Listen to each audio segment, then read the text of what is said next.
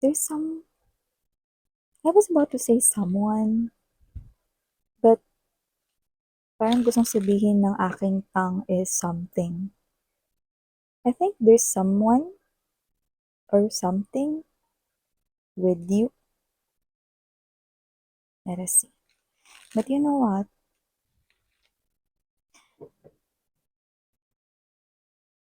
This could be an outside energy, but for some reason, I do feel like it's something different. Let us see. Don't creep out, mga babes, no? Alamin muna natin kasi hindi naman cringy yung nararamdaman ko. Let us see. Parang may kakaiba dito.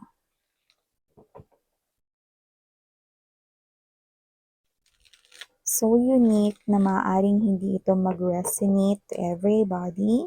Kaya naman, just take only what resonates with you guys. Okay?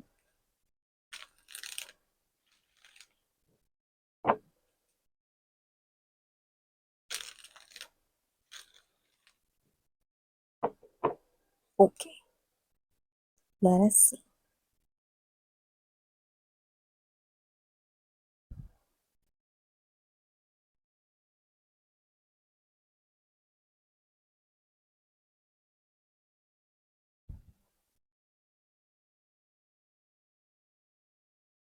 Sabi ni, this is not just an ordinary individual. Not even a human being right here. Let me get more.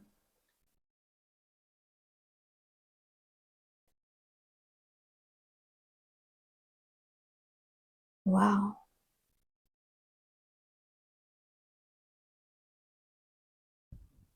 Wow.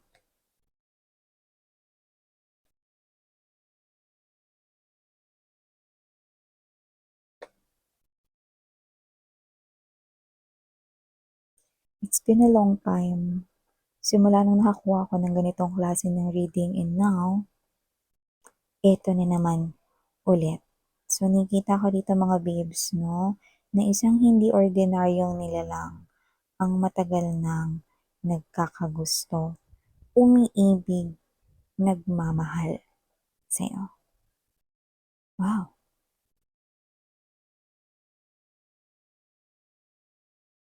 Wow. I keep on saying the word wow because I was really truly amazed sa pinakita sa atin dito na mga ginawa niya for you noon-noon plus hanggang ngayon. Okay? So I hope you're seeing what I'm seeing as well, but this is definitely beyond someone's expectations when it comes to love. But I repeat, this is not an ordinary human being. Actually, he or she is not a human being.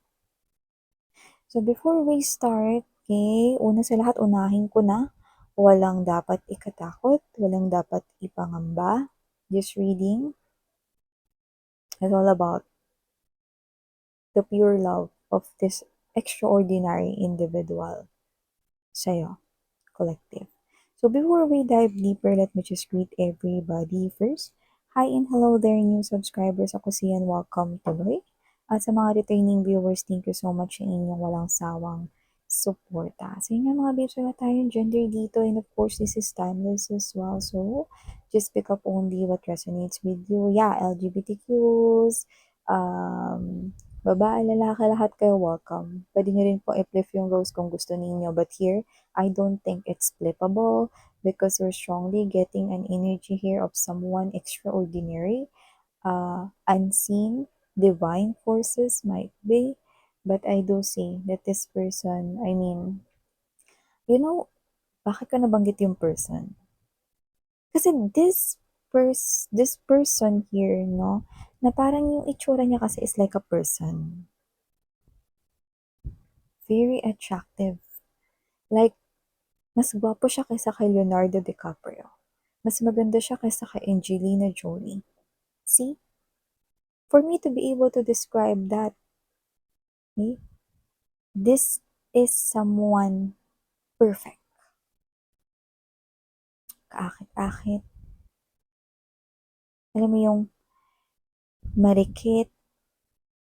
Alam mo yung parang, I'm getting that word, adore and worship.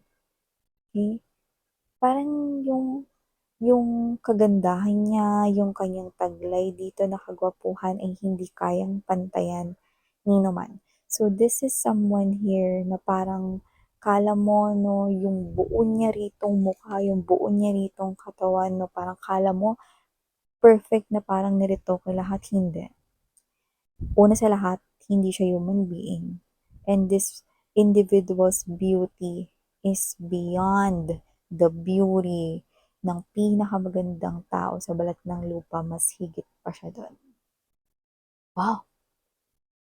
Alam mo, this could be, this could be an energy here of someone deity, might be a god or a goddess, might be a fairy, a diwata, or even an angel. Okay?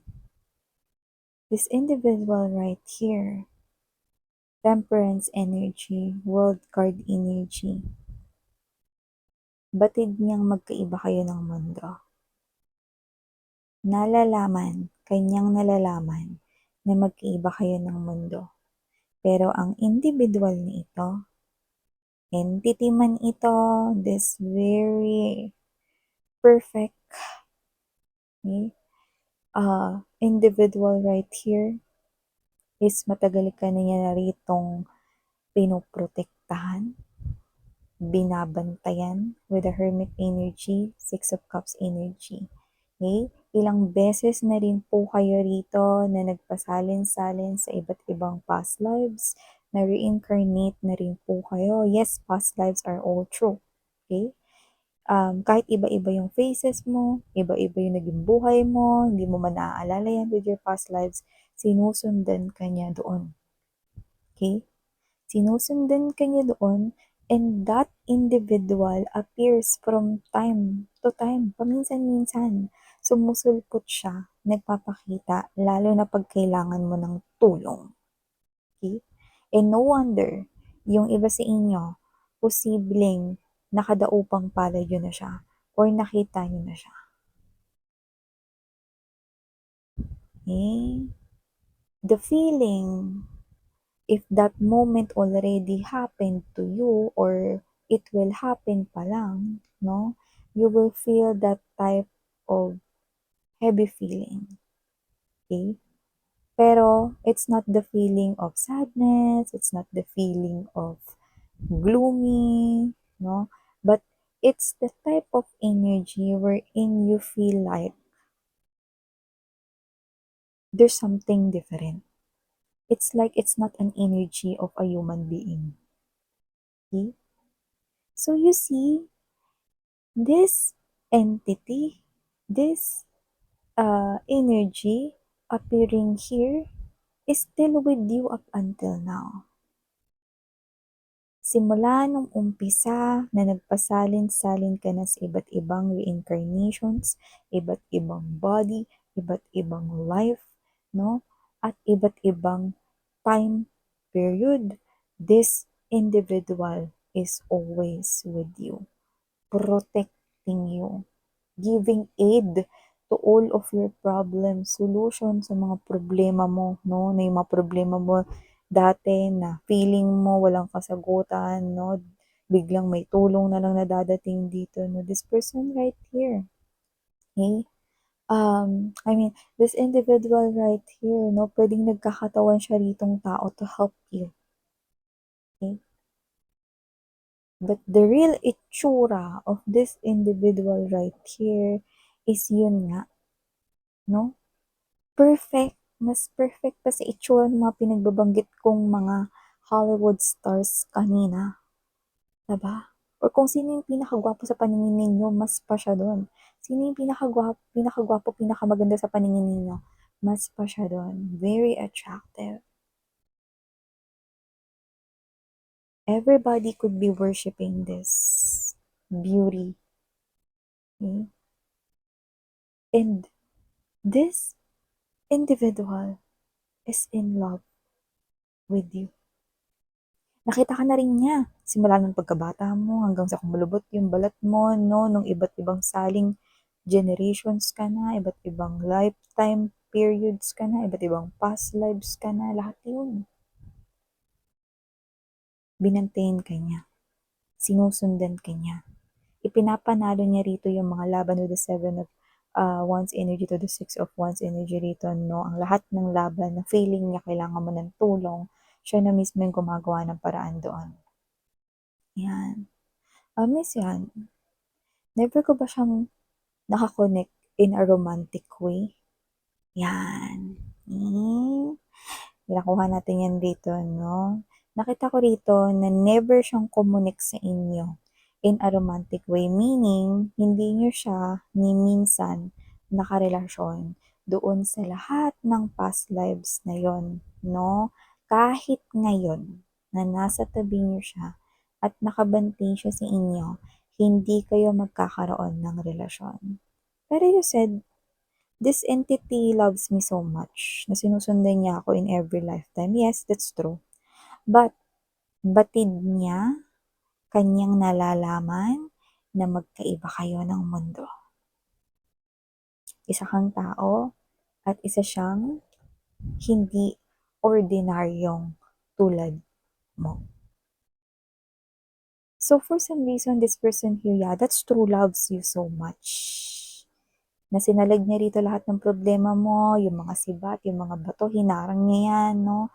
Pati doon sa mga panahon, no, na parang medyo magulo, pinotektahan ka niya, no? This person here always gives you food, no, sa inyong hapag, no? Kahit na wala kayong food noon, I also saw that. So nakita ko dito that this person here, even though, okay, I mean this individual here, no, even though na nagkakaroon siya dito, no, ng sobrang pagmamahal sa inyo, hindi siya selfish. This energy right here, this entity, no, okay, na paminsan-minsan nagkakatawang tao just to help you out there, no, without you even knowing, without you clueless, no, gusto niya na makapag-asawa ka. Gusto niya na magmahal kayo dito ng isang kauri mo, ng isang katulad mo, with the Hierophant energy and the Lover's energy. Yeah, this individual right here knows at naiisip niya rin yun, no, na it's such a very good feeling na mararamdaman niya kung siya yung magiging ka-in relationship mo. But for some reason, okay, hindi mo talaga pwedeng pagsamahin.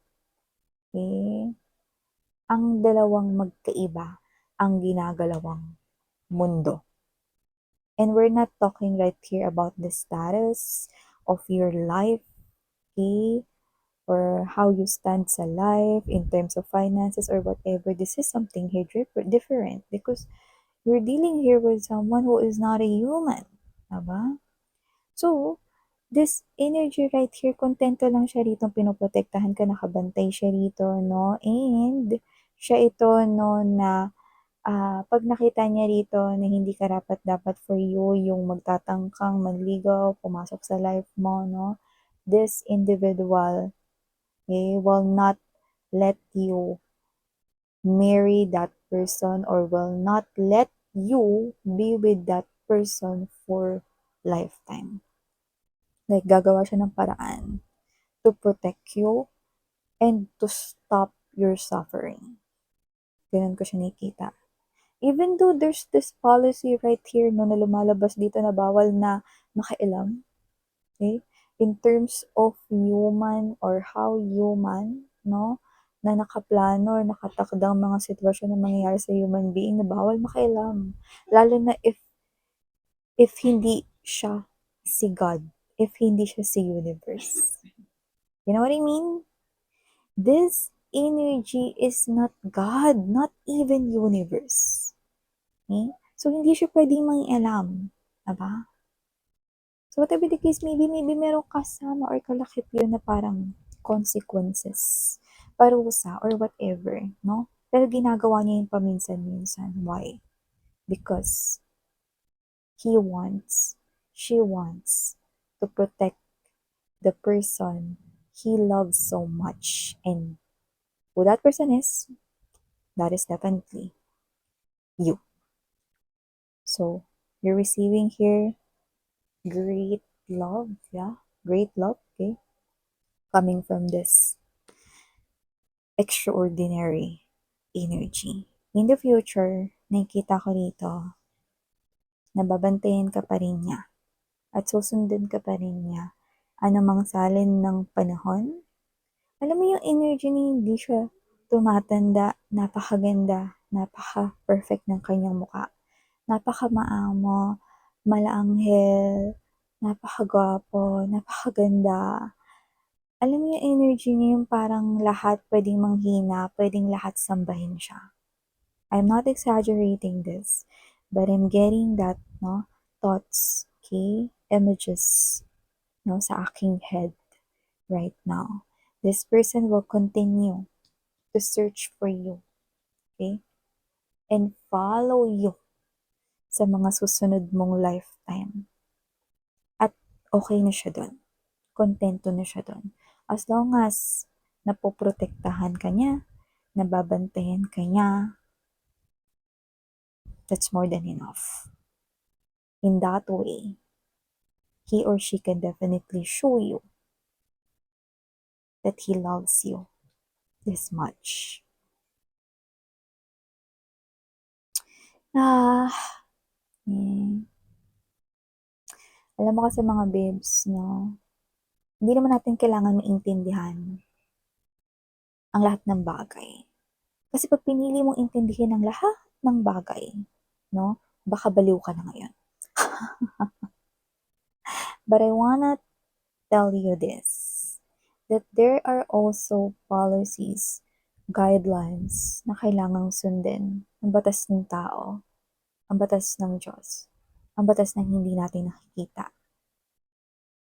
Okay? Even those, yung mga people with third eye, do not really know everything. But one thing is for sure, this entity knows how to love. And I think this entity loves you for so long time na talaga. So, hindi niya rin alam what is that type of feeling. Hindi niya rin naman nakain yung mansanas doon, no? Sa tree, no, na pinagbabawal kainin, 'di ba? Yung apple doon, no, ni Adan at ni Eve, no? Hindi ganoon. But this entity figured out that word called love, no? At natagpuan niya yun sa'yo. It's not just about your beauty. It's not just about your physical appearance here, honey. This entity loves you. And even though he or she do not know the reason why, look how baliw siya sa'yo.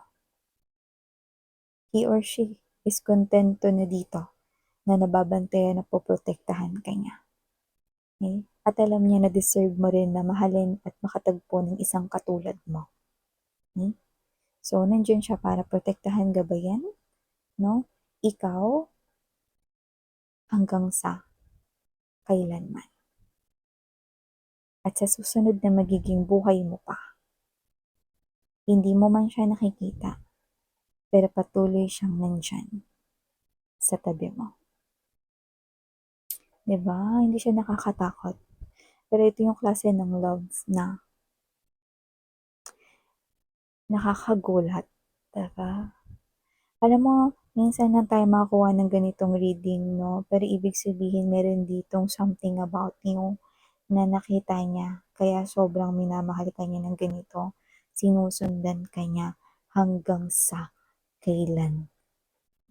So, kung sino man kayo, maswerte kayo, meron kayong isang bantay dito, 'yan. So, there you go mga babes, nito yung mga mensaheng nakuha ko here for you guys, wonderful, yeah, and so romantic for me. So yeah, these are all the messages I've got for you. Thank you and sarang love and light. Muli ako po siyan. Annyeong.